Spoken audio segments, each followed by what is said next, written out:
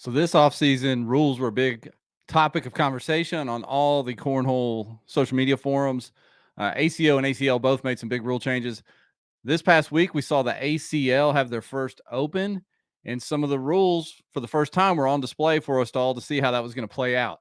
There was a video on YouTube, YouTube short from Mike's Bags, one of the best channels on YouTube. I'll link his channel in the description. We're going to watch that video here together in a second. Be sure to go over and give Mike a follow just for me kind of using his content here to make this video. But he goes over a great question, which is why did they change the rule if they're not going to enforce the rule?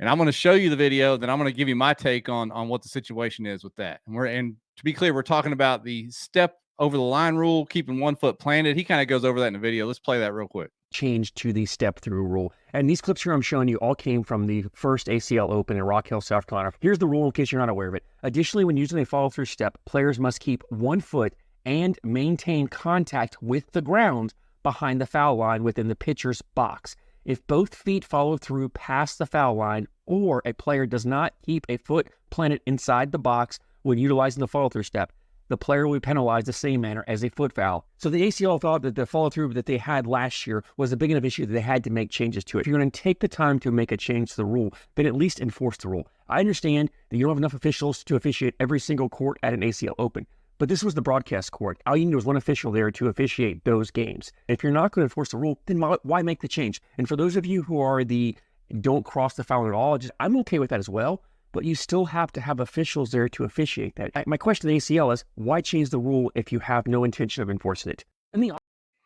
So great video by Mike, and great question. Why did they change the rule if they're not going to enforce it? And I have a unique or different take on that. I think they put the rule in giving the players the option to enforce it.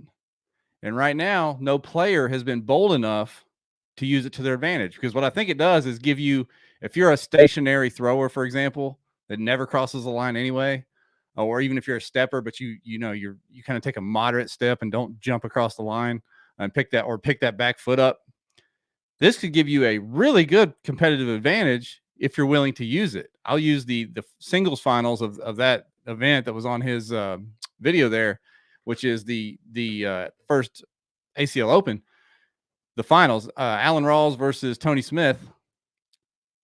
If Tony Smith calls a timeout or gets an official, whatever, I don't know the process for getting an official, but let's say he gets an official over and says, hey, he's not keeping his back foot planted, he's stepping through and stepping over the line.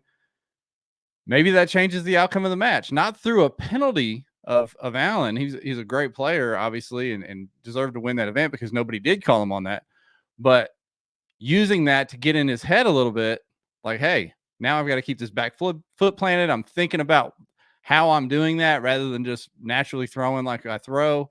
So anybody could use that as a form of gamesmanship. And what I see on the cornhole forums is people seem to think that's kind of bush league or below the belt or whatever, but I don't think so. I think the ACL put that in the rules to give players the option to use that as another advantage.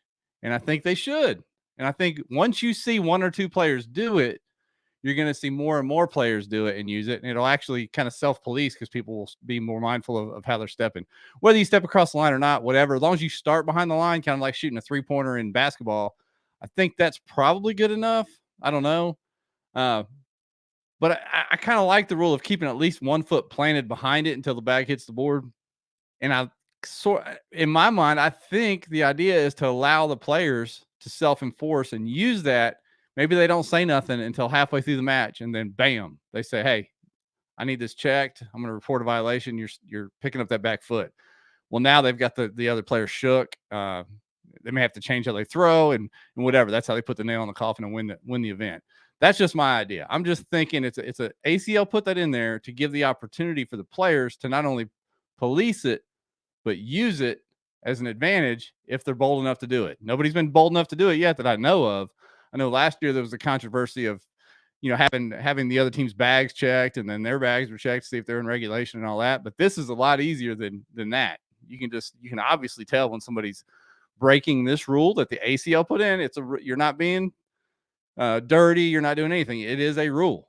So that's a feather in your cap, if you will, that ACL gave you if you're maybe down in a match or even in a match and you want to shake things up, you call them on that rule. Well, now maybe you change the momentum of the event. We'll see. I don't know. What do y'all think? Put it in the comments. Once again, I appreciate Mike's Bags for having such a great YouTube channel. He's taught me so much, not only from bag review, but technique and teaching from a technique and teaching perspective. So appreciate Mike. Go give him a follow. But yeah, I want to know your comments on the rule in general. And what do you think of my take that it is put in to give the players an opportunity to enforce it and create another level of gamesmanship or strategy within the game itself? But hey, as always, I appreciate y'all for watching. We'll have another video up next week.